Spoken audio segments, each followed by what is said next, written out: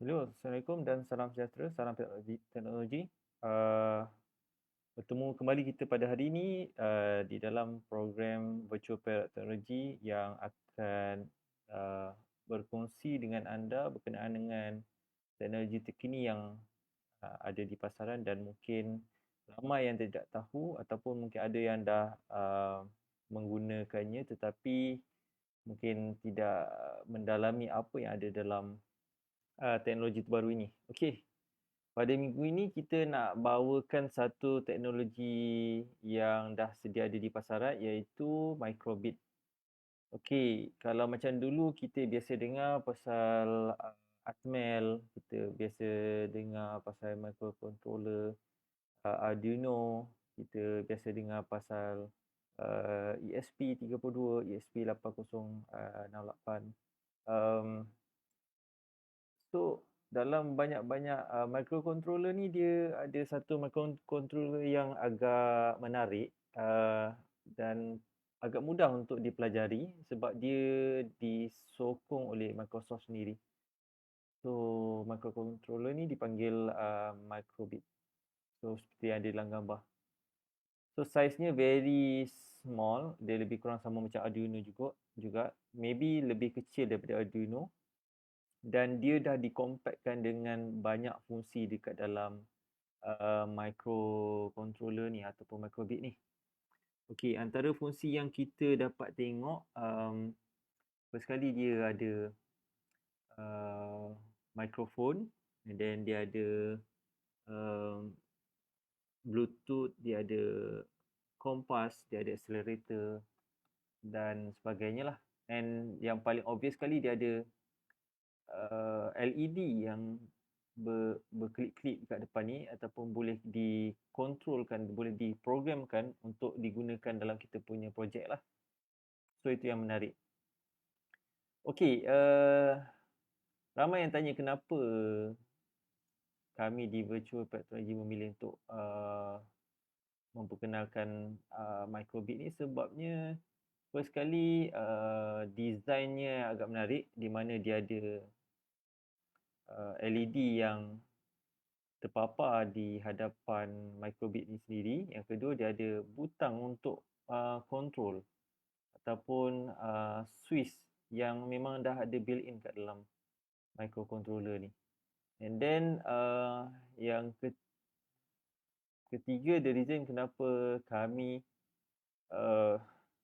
selesa dengan microbit ni sebagai satu platform pembelajaran IoT ataupun pembelajaran elektronik adalah sebab bahasa pengaturcaraan yang digunakan untuk control device ni terbahagi kepada tiga, iaitu Microsoft Make Code.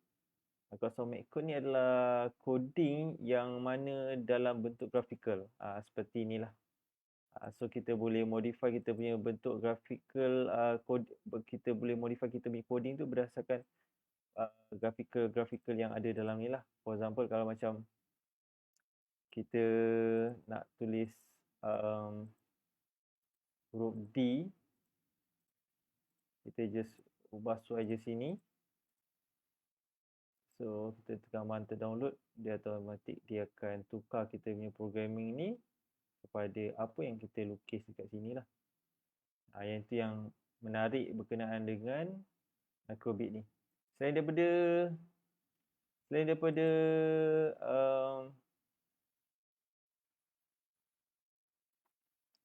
Microsoft Make Code, kita juga boleh codingkan microbit ni menggunakan Python. So kepada penggemar Python tu, dia sukalah kalau kata dia tak prefer untuk guna graphical ni dan dia nak guna Python, kita boleh ajar dia guna Python. Especially kalau kata maker yang kita nak ajar nanti lebih advance lah. For example, kepada pelajar sekolah menengah ke ataupun pelajar lebih tinggi seperti universiti dan college metropolitan sebagainya. Okay, last but not least adalah menggunakan Scratch. So basically tiga-tiga program ini adalah tiga programming yang agak mudah untuk difahami dan mudah untuk dipelajari oleh student lah. That's why Kalau kita gunakan Microbit ni untuk ajar student-student kita berkenaan dengan elektronik, so amat mudah. Okey, kalau ikutkan daripada laman web Microbit ni, memang dia punya target dia untuk ajar kepada kanak-kanak berumur 7 hingga 11 tahun ataupun 11 hingga 14 tahun. So that's why dia buatkan supaya Microbit ni simplified dan mudah untuk dipelajari. Even kalau macam yang kami cuba memang dapat run satu function dekat dalam Microbit ni dalam tempoh less than 1 minute lah.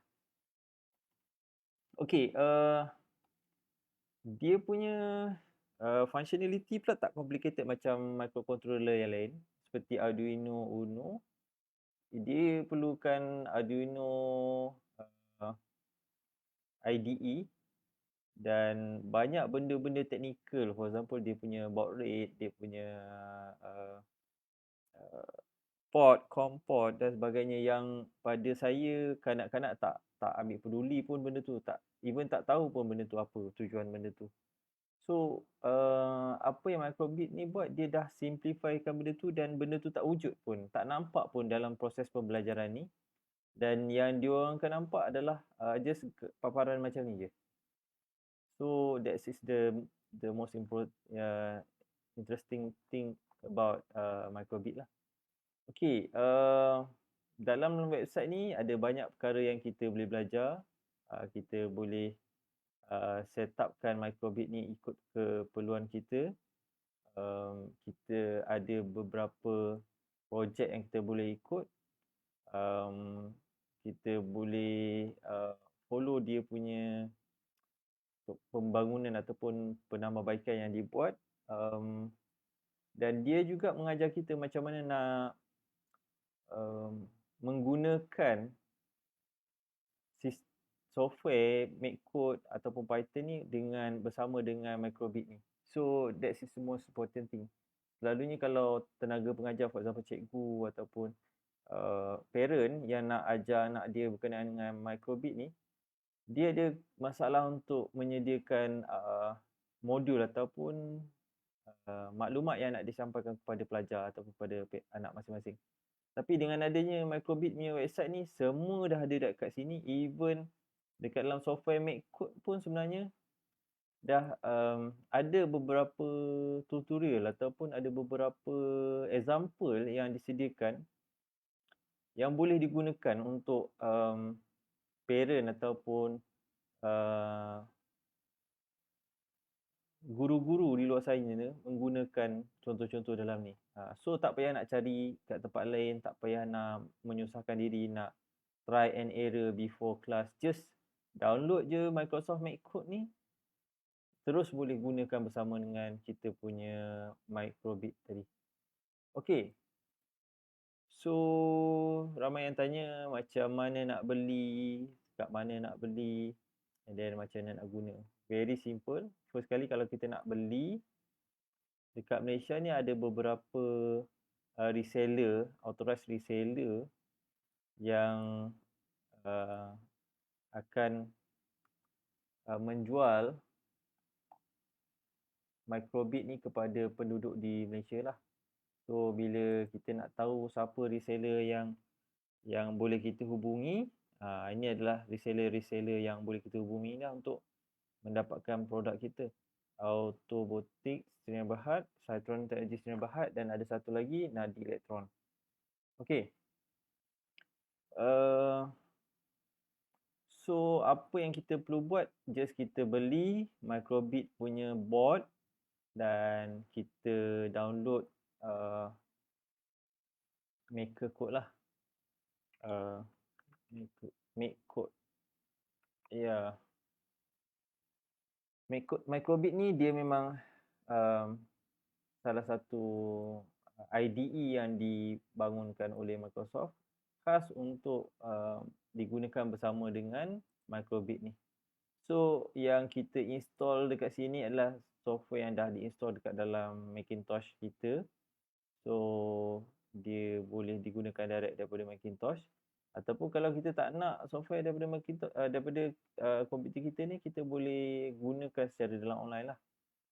So directly boleh guna daripada online, kita download dia punya file hacks dan kita akan upload ke dalam kita punya microbit.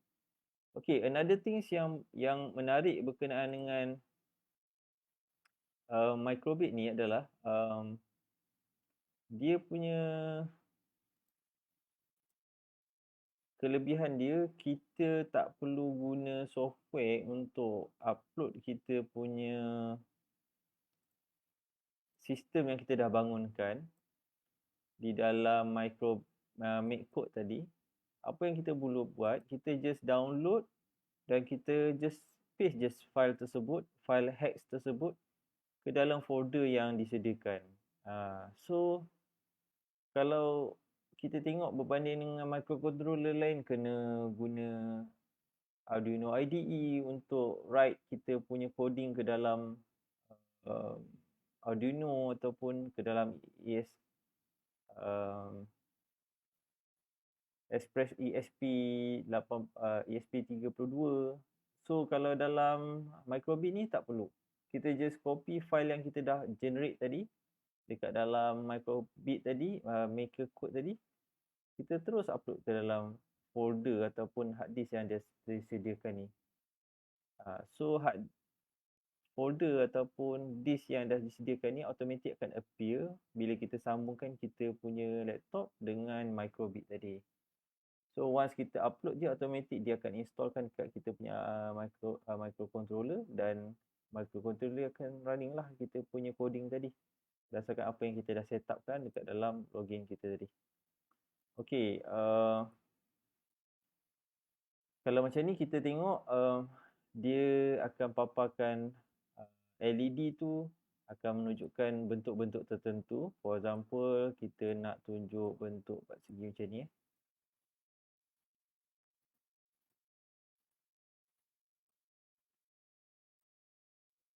Okay. So kita tukar je bentuk macam tu. Okay, kita try. Run. Kita tengok dulu. Kelebihan seterusnya adalah make code ni, walaupun kita tak ada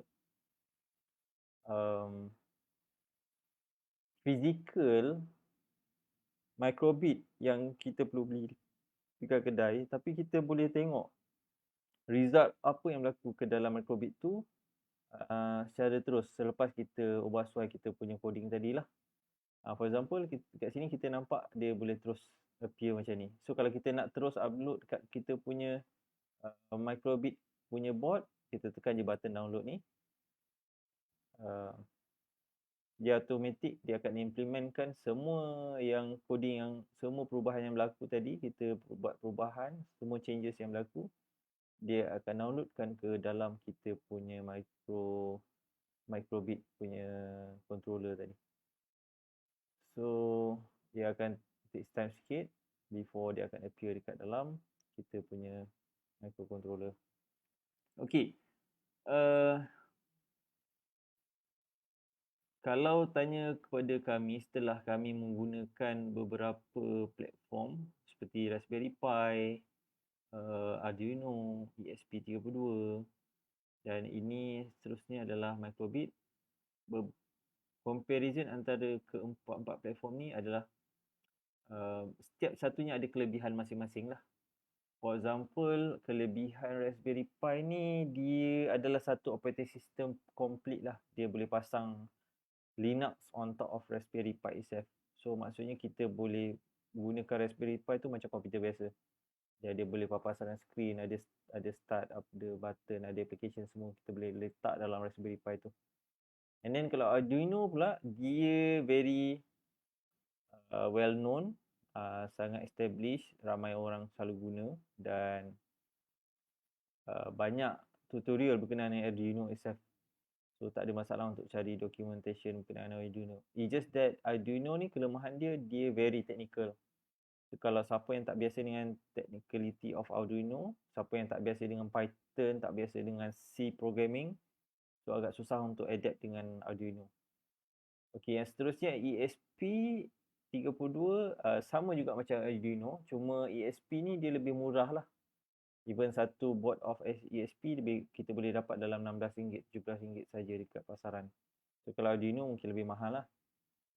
Okay, last but not least is microbit.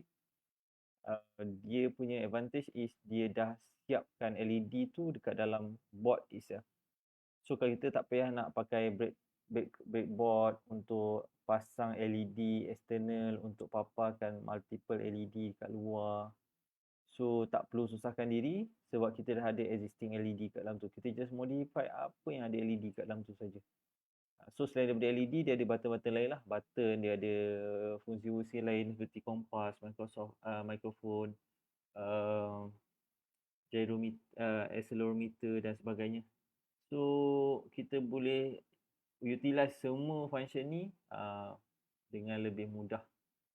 And then kalau perasan dekat bahagian bawah ni, dia ada beberapa I/O yang disediakan secara mudah untuk diklik. Sebab kadang-kadang kita tak ada breadboard untuk sambungkan kita punya board ni kepada device lain ataupun kepada sensor lain. So kita boleh gunakan clipper ataupun clip untuk sambungkan dekat bahagian ni dengan sensor-sensor tertentu lah, tanpa perlu buat penyambungan extra penyambungan ataupun soldering. So insyaAllah kalau kata video ni mendapat sambutan ramai, kami akan kongsikan dengan lebih mendalam berkenaan dengan microbit dan mungkin kita akan buat sedikit tutorial berkenaan cara untuk menggunakan microbit ni lah. Sebabnya memang tim Perak Teknologi akan sharekan knowledge ni kepada Virtual Perak Teknologi Academy. So hanya mereka yang telah mendaftar ke dalam Virtual Perak Teknologi Academy saja yang akan mempelajari berkenaan dengan microbit ni dengan lebih mendalam. So siapa yang masih tidak menyertai Virtual Perak Teknologi Academy, mungkin boleh menyertai pada tahun hadapan sebab pengambilan untuk tahun ni dah ditutup. Dah seramai 25 orang telah menyertai Virtual Perak Teknologi Academy dan kita akan buka kembali lah pada tahun hadapan. InsyaAllah kalau kata ada dibuka kembali, anda boleh mendaftar dan boleh mempelajari dengan lebih mendalam berkenaan dengan apa jua teknologi yang ada dekat Malaysia ni. Okay, sekian sahaja daripada kami di Virtual Perak Teknologi. Diharapkan agar perkongsian kami ini dapat memberi manfaat kepada semua ahli Virtual Perak Teknologi dan semua pakar ICT yang berada di seluruh Malaysia, terutamanya di negeri Perak. Assalamualaikum dan salam sejahtera.